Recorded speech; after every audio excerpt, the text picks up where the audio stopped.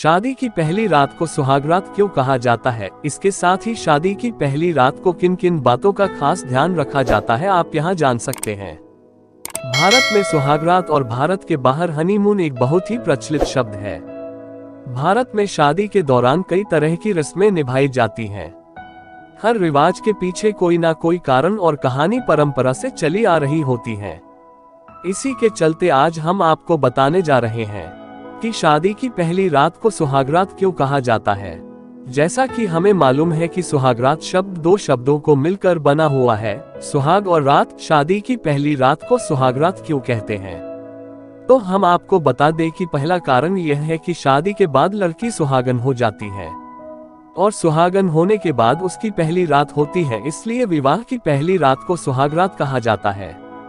ये रात न सिर्फ लड़की बल्कि लड़के के लिए भी शादी के बाद की पहली रात होती है, जो दोनों एक दूसरे के साथ बिताते हैं। इस रात वह एक दूसरे से ढेर सारी बातें करते हैं और एक दूसरे को जानने की कोशिश करते हैं।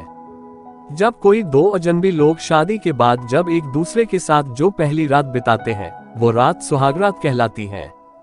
यह शादी की रस्मों में गिनी जाती है, या इसे इस तरह से भी कह सकते हैं कि विवाह के बाद नया जोड़ा या कहें पति पत्नी अपने सुहाग के साथ पहली रात बिताती, उसे सुहागरात कहते हैं। सुहागरात में न करें ऐसी गलतियां। सुहागरात पर नए जोड़े को भूलकर भी कुछ गलतियां नहीं करनी चाहिए। विवाह की पहली रात को लड़का या लड़की दोनों को ही एक दूसरे से अपनी अतीत के बारे में बिल्कुल नहीं पूछना चाहिए।